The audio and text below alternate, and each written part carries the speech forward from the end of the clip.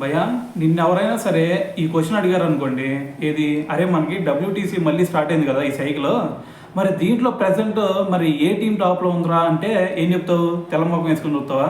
చూడమాకు, ఎందుకంటే నేను ఇప్పుడు చెప్తాను ఈ ఆన్సర్ అటు చెప్పి. సో మరి ఏంది భయ్యా మ్యాటర్ అంటే, మనకి డబ్ల్యూటీసీ సైకిల్ ఎప్పుడు స్టార్ట్ అయింది? ఒక పక్కన బంగ్లాదేశ్కి శ్రీలంకకి మ్యాచ్లు జరుగుతున్నాయి కదా, టెస్ట్ సిరీస్.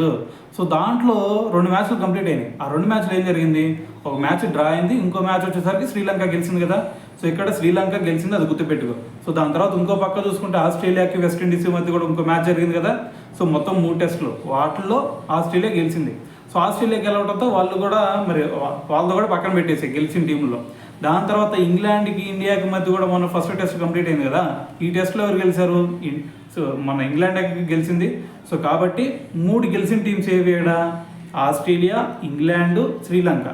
సో మరి ఇటు ఓడిపోయిన టీమ్స్ ఏంది? బంగ్లాదేశ్, ఇండియా, దాని తర్వాత వెస్టిండీస్.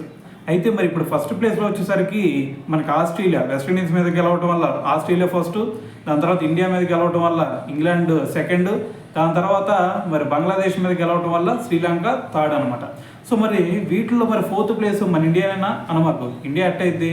ఇండియా అవదు, ఎందుకంటే బంగ్లాదేశ్ ఒక మ్యాచ్ డ్రా చేసుకుంది కదా. డ్రా చేసుకుంటే పాయింట్లు వస్తాయి కదా. సో మరి పాయింట్లు రావడం వల్ల వాళ్ళు 4th ప్లేస్లో ఉన్నారు. సో మరి 5th ప్లేస్లో ఎవరు పోయా అంటే, నువ్వు అనుకుందే మన ఇండియా టీమే 5th ప్లేస్లో ఉంది. మరి 6th ప్లేస్లో ఎవరు అంటే తెలిసిందే కదా, వెస్టిండీస్. మరి దాని తర్వాత ప్లేసెస్లో కనుక మనం చూసామనుకోండి, ఈ సైకిల్లో ఇంకా అడుగుపెట్టినటువంటి పాకిస్తాన్ ఉంది, దాని తర్వాత న్యూజిలాండ్, దాని తర్వాత సౌత్ ఆఫ్రికా. సో మరి ఓవరాల్గా చూసుకుంటే మరి ఇదనమాట మ్యాటర్. సో మరి ఎవరైనా అడిగితే తెల్లమొఖం వేసి చూస్తావా? చూడమాకు, దాని ముందు ఈ వీడియో చూపించు.